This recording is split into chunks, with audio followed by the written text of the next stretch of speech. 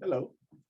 In this week's Torah portion, Hukat, Moses negotiates with the Edomites and the Amorites to be allowed passage through their lands. They refuse.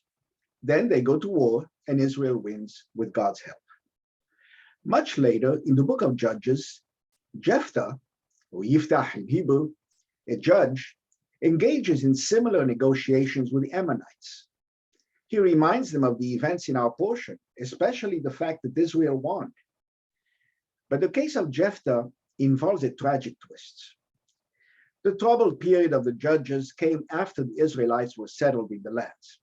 It lasted a few centuries, during which, quote, there was no king in Israel and everyone did what was right in his own eyes, unquote. Here are the details. Quote, Jephthah of Gilead was an able warrior and was the son of a prostitute. His half-brothers from his father's wife drove him out, and men of low character gathered about him. But when the Ammonites went to war against Israel, the leaders said to Jephthah, come, be our chief, so that we can fight the Ammonites. Jephthah said, you are the very people who rejected me and drove me out of my father's house, and you come to me now when you're in trouble? Nevertheless, he accepted. Then the Spirit of the Lord came upon Jephthah, and he scored many victories. And Jephthah made the following vow to the Lord. If you deliver the Ammonites into my hands, then whatever comes out of the door of my house to meet me on my safe return shall be the Lord's, and I will offer it as a burnt offering. Jephthah crossed over to the Ammonites and attacked them, and the Lord delivered them into his hands. He utterly routed them. When Jephthah arrived at his home in Mizpah, there was his daughter coming out to meet him with timbrel and dance. She was an only child. He had no other son or daughter. On seeing her, he rent his clothes and said, alas, daughter, you have brought me low. You have brought me trouble, for I have uttered a vow to the Lord, and I cannot retract. She said, Father, since you have uttered a vow to the Lord, do to me as you have vowed, seeing that the Lord has vindicated you against your enemies. And he did to her as he had vowed. She had never known a man, unquote. This story raises an avalanche of questions. Let's tackle 12 of them. First, human sacrifices are clearly prohibited by the Torah. Is a vow to violate the Torah even valid? A vow can prohibit what is permitted, but cannot permit what is prohibited. Indeed, the Torah says, quote, if a man makes a vow to prohibit certain things to himself, he shall not violate his word, unquote. The Mishnah declares any vow to violate Jewish law to be invalid. The Talmud states that Jephthah's vow was invalid. Second, we are told, then the Spirit of the Lord came upon Jephthah. So God was already on his side and would grant him victory. Why did he need that vow? Could it be because trust in God had sunk to new lows in the period of the judges? The Midrash says that God was indeed displeased, but only for Jephthah allowing for the possibility that an unkosher animal might be sacrificed. Quote, the Holy One, blessed be he, said to him, then if a camel or an ass or a dog had come forth from your house, you would have offered it up to me for a burnt offering?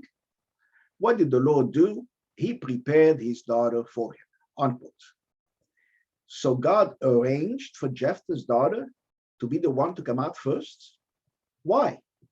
To teach us the grave danger in making rash vows while believing he would just have had the vow annulled when he saw his daughter? Third, didn't everyone know that the Torah allows vows to be retracted? They should have. The Talmud confirms that Jephthah could have had his vow annulled. Quote, and this is what the prophet Jeremiah meant when he said to the Jews, is there no balm in Gilead? Is there no physician there? Why then is there no recovery for the health of the daughter of my people? Unquote. Fourth, Pinchas, the high priest, was there. Could he not have annulled the vow? He certainly could have and didn't. The Midrash says it was because of a misplaced matter of pride on both sides. Quote, Yet was Pinchas not there to absolve him of his vow? However, Pinchas said, he needs me and I'm supposed to go to him? I am a high priest and the son of a high priest. Shall I go to an ignoramus? While Jephthah said, am I the chief of Israel's leaders? Go to Pinchas? Between the two of them, the maiden perished. Thus people say, between the midwife and the woman in labor, the woman's child is lost. Fifth, were Jephthah and Pinchas punished? Yes, the Midrash says, quote, both were punished for her blood. Pinchas was deprived of the divine presence, hence it's written in Chronicles, and Pinchas, the son of Eleazar, had been ruler over them. It is not written he was ruler, but he had been ruler in the past when the Lord was with him. Then Jephthah died through his limbs falling off. Wherever he went, a limb would fall off from him, and it was buried there. However, he did lead Israel for 6 years after the incident of the vow. Sixth, why does Jephthah blame his daughter for his vow? This is unclear. Since she was an only child, Jephthah was sad that now she would not marry and give him grandchildren who would perpetuate the rehabilitation of his family for future generations. Still, it was not her fault, but his. Seventh, why did the daughter agree so quickly to subject herself to the vow? Some say she understood the vow to mean seclusion for the service of God, not slaughtering. We'll talk about it in a minute.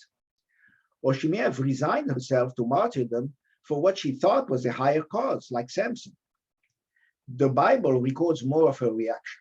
Quote, she said to her father, let me be for 2 months, and I will go with my companions and lament upon the hills and there bewail my virginity. Go, he replied. She and her companions went and bewailed her virginity upon the hills.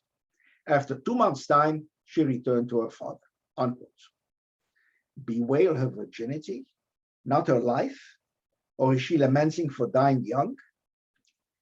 The Midrash says that she argued with her father, showing she was quite knowledgeable in Torah law, but he did not budge. Therefore, when she said, let me go for 2 months, she meant, quote, let me go to a court of law. Perhaps one of them will find a loophole for your words. She went to them, but they did not find a loophole for undoing his vow. So Jephthah went up and slaughtered his daughter before the Holy One. Then the Holy Spirit proclaimed, did I desire you to sacrifice lives to me? This I never commanded and never decreed, and it never came to my mind. Who caused Jephthah to forfeit his daughter? He himself, because he had not studied the Torah. Unquote. Another possibility is that laxity in those days was so high that human sacrifices were not uncommon. Eighth, what did Jephthah's wife and the people think of the matter? It's not recorded. Ninth, what did he expect to come out of his house? Did he not know it might have been a human being, even his daughter? Indeed, it was customary for women to greet the men with song and dance when they returned from war victorious. Did he want his daughter to be the one? Did she want it? Some say yes. 10th, why didn't God intervene as he did when Abraham was about to sacrifice his son Isaac? Because in the case of Abraham, the entire incident was God's doing from beginning to end. Not so for Jephthah. God only rarely intervenes in people's exercise of their free will. 11. Did Jephthah kill his daughter or not? It says he, quote, did to her as he had vowed, unquote. He had vowed to offer as an olah. Does this word only mean a burnt offering? Its root means going up, suggesting other interpretations. Ibn Ezra and the Radak suggest that Jephthah meant that the first thing to come out the door would be sacrificed only if it was an appropriate creature. But if so, why were Jephthah and his daughter so worked up about the vow? Because if a sacrifice wasn't appropriate, the creature would still have to be consecrated to God. So the daughter had to seclude herself in a house outside the city in nun-like fashion. Later medieval commentators, such as Abravanel, Gersonides, or Malbim, agreed that Jephthah only consecrated his daughter as a virgin. Indeed, the Bible says, and he did to her as he had vowed. She had never known a man. Why add that last comment? It must be because it's relevant. However, asceticism and lifelong virginity are not encouraged in Judaism. 12th, what should we think of Jephthah?